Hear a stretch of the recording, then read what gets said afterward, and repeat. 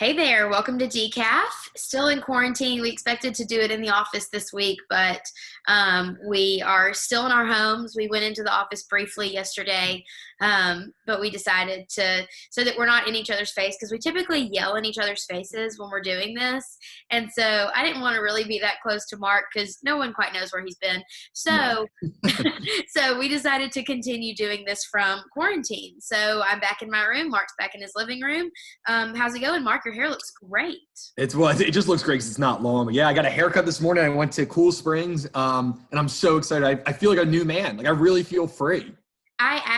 Mark got on the Zoom and I go, "You look great." And I don't think I've ever said that to Mark. No, and it's all comparatively, not generally, but compared to how it was, man. I feel so good. I feel like all these good things in my life I wanted to make happen. Like maybe I'll do it now because I feel free. You looked like hot garbage this morning, so this is a big improvement. I know. I mean, my hair was like, this part was like out. I'm like, oh God, I hate the way I look. Yeah, that's not what you want. I look like hot garbage today because my car got broken into last night, and I was up literally all night dealing with that. But we're here. We are enthusiastic. We've had a lot of coffee, and we are ready to talk about murder hornets. Murder hornets. So if you haven't heard of murder hornets, you might be living under a rock. Apparently, there's this species of stinging bug that has come over here from Asia. So like China's basically ruining our lives. Well, I don't know if it's from China. I mean, China's not the entire Asian continent. That's true. I think they're from China though. Didn't someone say they're from China? I only saw from Asia, but maybe. Okay, well either way, these murder hornets are like massive, and their stingers can sting through like thick beekeeper uniforms. They were first found in like Washington State? Somewhere in the north, in the Pacific Northwest. Yeah, Pacific Northwest a few days ago. Apparently they like go in and ravage bee homes. So any beehives, whether it's like a domestic beehive that people have in their backyard or a naturally occurring beehive, they can just ravage them, which is going to be terrible if they start to multiply so bad for our farming, because bees pollinate all the plants that we eat. Yeah, plus no more honey, right? I know, we love honey. I actually made a new brownie recipe the other day with honey. Mark, remind me to make it for you. Yeah, it sounds good. So, but the thing is, like, I guess it can kill people, but it's not like from what I understood, like, I'm not a big murder hornet person, which I mean, great name. But like, it looks like they can kill people, but they still don't, like, it would be a very rare occurrence. But I'd be worried about like Sloan and dogs, right? Because that would be my big concern. Like, I'm sure that they can kill dogs. Teeny tiny dogs. I mean, I don't know if Sloan's ever got stung on her paw by something, but it like really hurts dogs. They like limp around, they swell up. I don't know what the toxic. She just got her first tick actually yesterday. She what? She got her first tick. Oh gosh. Yeah. See, it's all bad. All bugs are bad, but these are really scary. I hope they don't make their way to the southeast. Because they're scary. Because first, you don't want to get stung by them because they seem so painful. But two, it's like it's going to hurt our whole food supply chain, right? Like that's a bit more of the actual issue is what it will do to our food. But of course, there's like 20 that they found. Like it's not like there's a lot yet. Yeah, but don't bugs like really multiply? I don't really know about them. I don't know either. I feel like everybody's looking for, and not to blame the media, but they're looking for that big story. It's like there might have been one found that they don't even know for a fact. And from what I understand, they don't actually know for a fact that they're there. They expect that they're there because of what it did to some like hornet's nest or something. But yeah, I mean, just keep an eye out on it. It wouldn't be great though. I can say that. Yeah. So if 2020 wasn't already bad enough, we have murder hornets now. Here's one thing we need to remember. Everyone is complaining on Facebook about 2020, which, of course, it's been a terrible year so far. When this ends, stop complaining about everything. We heard this about 2018, like, oh, Trump was elected. It's like, chill out. This is just enough. It's not a terrible year. Like, this is a terrible year. Most years are really good, so stop acting like they're awful. Yes. This year, actually, everyone has a reason to complain. Even though I kind of like being at home, I kind of like cooking all the time, I really don't mind this. So for me, I'm not really complaining about this year. If your life is going, it's been terrible for business owners and workers and things like that. What I'm saying is, I see people on Facebook whose lives are fine. They're just complaining about sitting at home. Like, this is not the end of the world for a lot of people. You're lucky. Yeah, exactly. It's actually a net positive for a lot of people to sit at home. Exactly. So, If they're and able to work from home. Like what a great opportunity. it's positive for me that a lot of people that I don't like are working from home and they can't come to my house and I can't see them. So roll tide. Unless they're your roommates, then it's different. But Yeah, me and my roommates are partying, so we're feeling pretty good. So the next thing we're going to talk about is I've wanted to talk about this a few weeks ago, and now I'm really glad we didn't. Kim Jong Un a couple weeks ago was dead, apparently. well, yeah. We didn't really know what was going on. Some people said he was dead. I think TMZ said he was dead. Other people said he was in horrendous condition, was like on the verge of dying, and probably none of those were true. Yeah, now he's like alive, question mark. There was like stuff that was coming out last night that he and keep in mind, I might be spreading rumors. I have no idea what's true, but I'm just dying to talk about it because yeah, you want to spread a rumor on here 3 weeks ago, and I'm like, we don't know that any of this is true. I don't trust North Korean or like TMZ as my main news source. So let's wait until we talk about it. And we still don't know what's going on. So we're talking about the uncertainty, not that he's in bad shape or dying or anything like that. yes, what I want to talk about is the conflicting reports because this is what happens. There's a lot of bad things about a dictatorship and about communism and things like that. One of the things is consolidated power and the fact that crazy crap can happen. They don't have a 25th Amendment that when their leader goes a little nuts, someone can fill the void or whatever. Like they don't have that. So it's all on him. So there are a few reports that I saw when I was Googling this week because I just love like conspiracy theories. I'm like so into this. So a few weeks ago, he had heart surgery or he had coronavirus or he had something and he was brain dead. He was dead and his sister was going to take control, whatever. This week, last week then, there was someone who went out in public as him and people are saying it was a body double because his hairline was different and the teeth were different and he looked kind of like him but like not also really like him at all. And then today, people are saying that he faked his own death so that he could test the allegiance of people in his inner circle. Like, this is wild. And like, say you want about conspiracy theories, because like I'm not as into them as you. I'm interested, but I think that most of them are BS. When you talk about North Korea, it's not, none of the stuff's crazy. Like that all, like, I'm like, that seems like something he would do. He would have a body double and test allegiance. So like, I'm way more inclined to listen to this conspiracy theory than maybe some of the other ones. Yeah, I peddle conspiracy theories to Mark all the time. Like I read stuff on Twitter and I'm like, do you think this is true? And Mark will be like, no, get off Twitter. But this one, this is actually insane. Like he was photographed apparently in 2017 with like 2 different body doubles for him. And the problem is like we can't get intelligence out of North Korea. No one knows how old. It's like talking about coronavirus numbers from China. It's like we know we're not getting anything correct, right? Like we understand that anything they're giving us is not true. Right, exactly. So this is like just the latest in a saga of crazy crap coming out of these communist countries that we just don't know what's going on. Is Kim Jong Un alive or dead? Drop it in the comments. We want to know what you think. I mean, I'm pretty sure he's alive. I think it's like, was he ever sick or not? I think that's a better question. Yes, right. I mean, who's to say? Like, yeah, this is true. Like, we just don't know. So this is something that I have been keeping an eye on and that I will continue to keep an eye on because I think it is insane that he would fake his death. People would defect from him just to test their allegiance. Like those poor people, they have no idea. They probably just want to get out from under the thumb of a brutal dictator. I'm pretty sure they're more worried about will I be murdered or not. What not? Now they are. Like these people were so excited to get out from under the fist of power from this brutal dictator. Now they're like, crap. His sister would have been the same though. It wouldn't have changed anything. I mean, she seems like I saw there's a lot of good Facebook things like, oh, like one of the, like it could be the first female leader. It's like, yeah, the first female dictator to also kill people. Like, what a great accomplishment. Yeah, seriously, I don't think that's we should be celebrating that.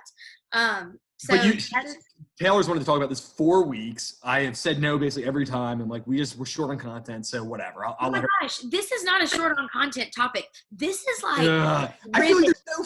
No, it's like it's just not a thing yet. We have no idea. So like I don't like to talk about stuff unless we know it's a thing. Okay, well, I like to talk about conspiracy theories. We very well. We talk about Epstein conspiracy theories one time. Yeah, that was like the day that it happened. I mean, you talk more about them. I just talked about the fact that it was happening, that he was dead. But yes. We should have conspiracy theory hour with Taylor. I might start a new podcast. I don't want to. Birds aren't real. Okay. Anyway, next topic is this is something that made me furious. So the Kim Jong Un thing is entertaining. The murder hornets thing is intriguing. This is infuriating. All are bad though. All 3 of these are bad. Yeah, but I have different adjectives for It's fair that Kim Jong Un is in power. I don't really care if he dies, but yeah, that's like entertaining to me, like that yes. whole saga. Anyway, this is infuriating. In Texas, earlier this week, a cosmetologist was jailed for opening her business when there was a stay-at-home order in place. Now, if you didn't see the clip on Twitter, on Facebook, wherever it was all over the place. She went to court via Zoom, and the judge said that she needed to apologize. He wasn't going to throw her in jail if she would apologize and say she was selfish for opening her salon. Okay. Now, this is problematic for a few reasons. First of all, this woman just wanted to feed her family. She was being very careful. You could see from the video, there are photos of her all over with masks on. She just wanted to feed her family. She talked on the video about people that she knows who weren't eating so they could give their food to their kids because these cosmetologists are out of work. So that's one reason this is problematic.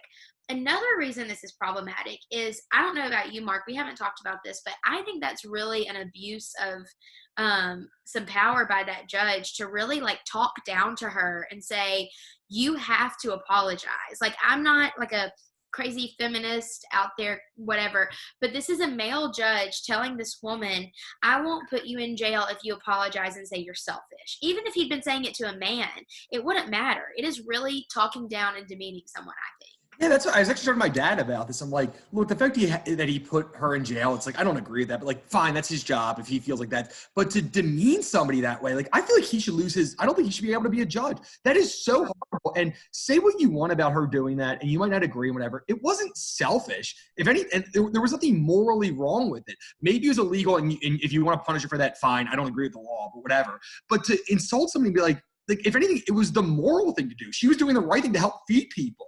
Well, yeah, there are people who are demeaning what he said to her. Well, and it's not like, I truly don't believe that she was intentionally being no evil or bad. She was trying to feed her family. She was trying to feed her family, and she was doing everything she could to take precautions. Like, it's so insane that he talked, and I feel like he should lose. I mean, I was so furious at the way the judge acted. It wasn't that he put her in jail. It was how he acted. It's like, you act like you're this holier-than-thou guy. Like, she did nothing. Maybe she did something legally wrong, but don't act like it's a moral issue. And, like, the fact that he did that was just, I thought it was horrible. And you said there's been, like, a conclusion to this case, though, right? Yeah, so the Texas governor, attorney general court stepped in. They all, the Governor Abbott, who I personally, like, think is just one of the greatest people, he stepped in and altered an executive order saying that breaking the stay-at-home order was not punishable by jail time, made it retroactive all the way to April 2nd. So she's going to be coming out. She was going to have to spend, this poor woman who has children was going to spend 7 days in jail. That is unacceptable. That is not an okay reason to jail someone. And, you know, it was really condescending. I just can't get over the fact that he said, I won't. It wasn't even about the crime to him. It was about the fact that, I think, the way I read this is, it wasn't even really about the crime to him. It was about the fact that she wouldn't bow down and apologize for what he thought was stupid. It's unacceptable. For the first time, we're, like, really agreeing on this. That's great. And I guess my dad said that, like, she raised, like, $500,000 on, like, a GoFundMe or something. I'm sure she did. She has to pay. Think about it. Okay, think about this. You're put out of business because of coronavirus and everyone's trying to be safe. Then you open your business just so you can feed your family and have a little bit of business, and you're being so careful. Then all of a sudden you're slapped with this cease and desist, whatever it was. You have to show up for court. Now, not only is she not working, she's not feeding her kids, she's at home with her children all day, which I can testify after paying bills in April, your power bills and all the bills are a lot higher because you're home all day. Yep. Then she has to pay for an attorney, and she has to pay all these court fees and fines.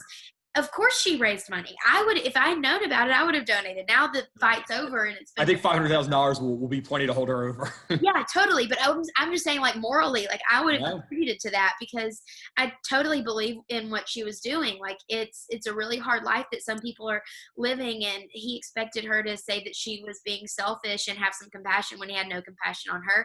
I think that's really unacceptable. One more thing before we go. I am done. You can have whatever opinion you want on COVID-19 and what we should do. Some people think we should have the government closed for another year. Fine. You're entitled to that opinion. Of course, I disagree. But you're entitled to an opinion if you think it's a health and safety. There's people who wanted to open back up a month ago because they're losing their business. This is America. You have the right to be wrong. Well, I mean, sure, but like, we need to stop insulting the people who want to open back up. I think it's BS. I'm tired of hearing media be like, oh, there's these crazy people or these selfish people. It's like, they want to make a living. I'm not saying you can't have a different opinion and be respectful and say, hey, I don't think it's safe, whatever. If you have that opinion, I don't agree with it, but fine. You can believe that and nobody's going to trash you.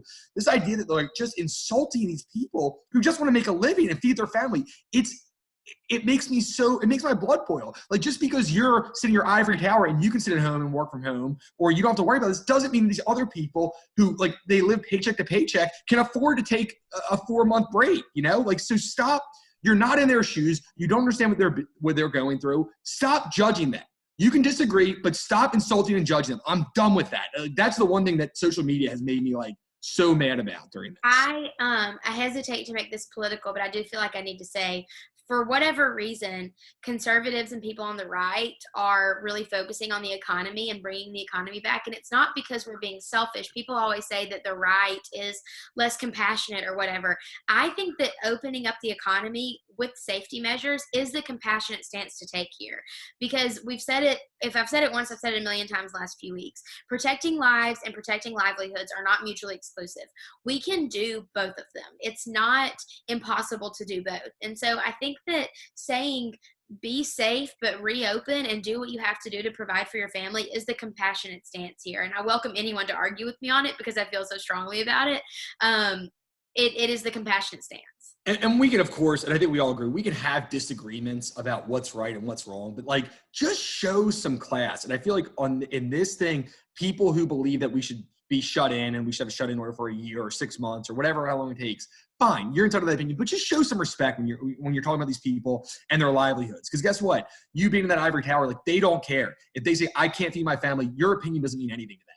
So like, let's try to have a real discussion about this, because I feel like one side has been really, really awful to people who don't agree with them and saying that.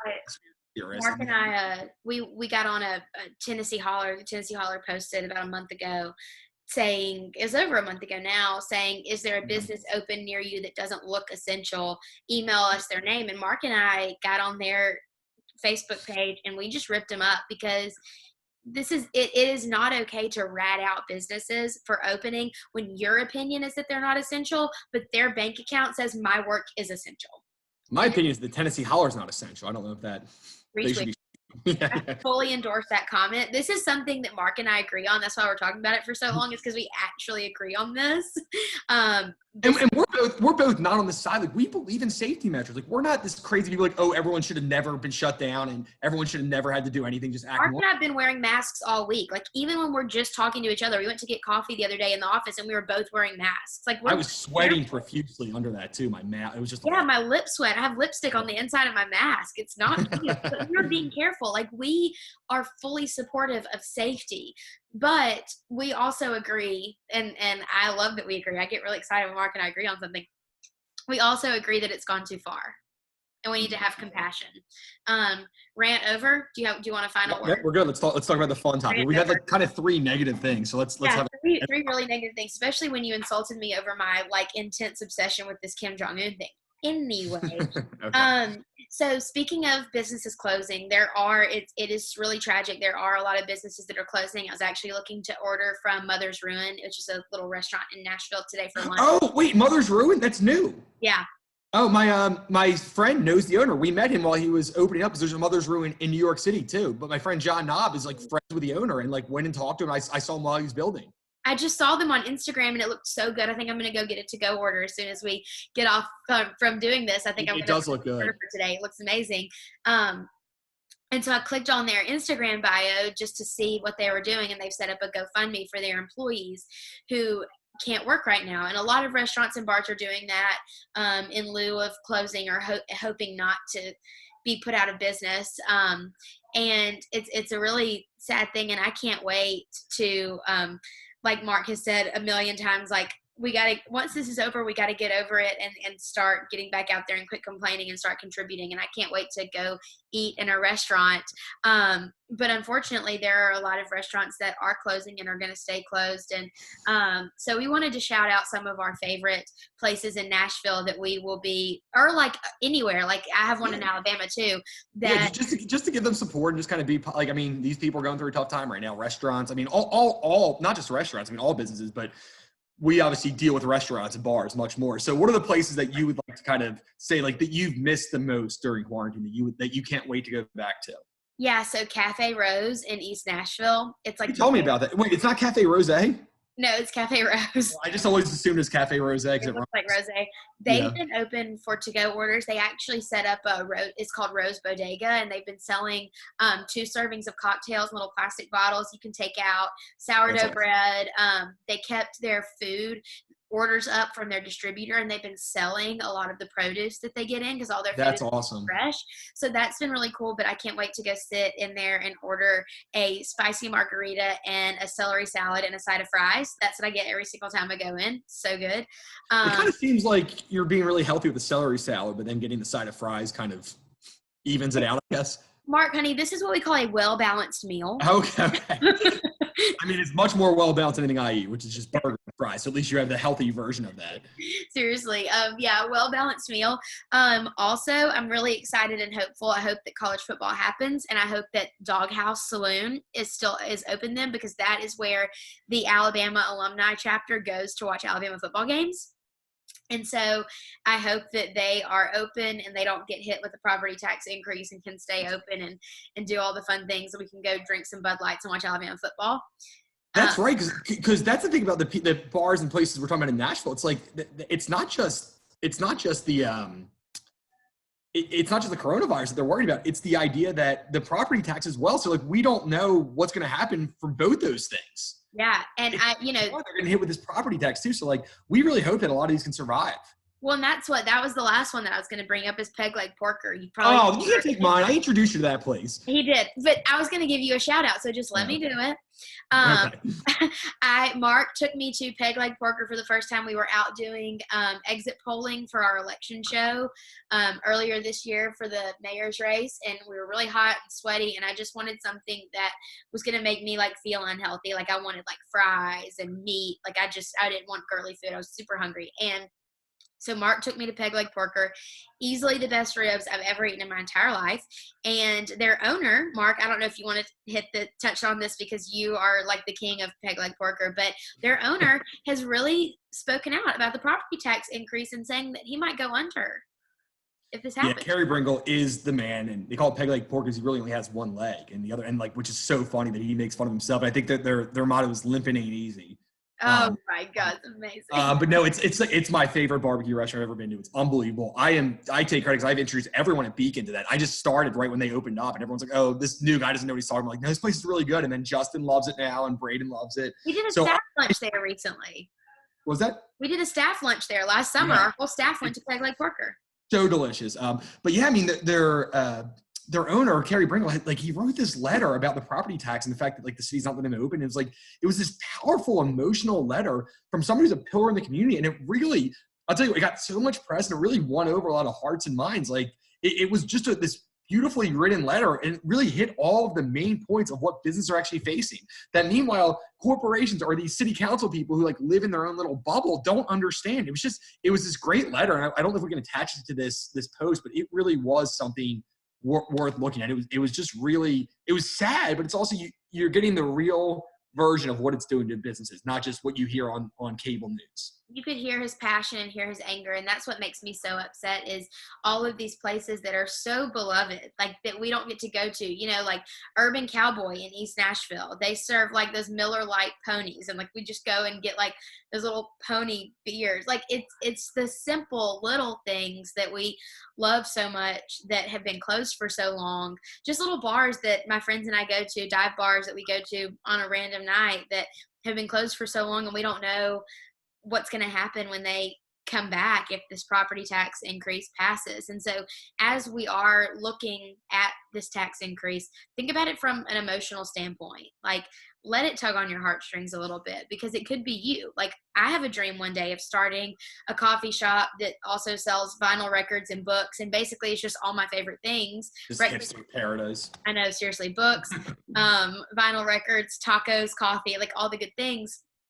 That's like what I want to do. But I think about it, how hard it would be to do that in Nashville after something like this happens. It would be so much more costly to start something like that. And then all of the other businesses that we know and love around town, coffee places, Crema. I can't wait to go back to Crema. I hope that they're okay.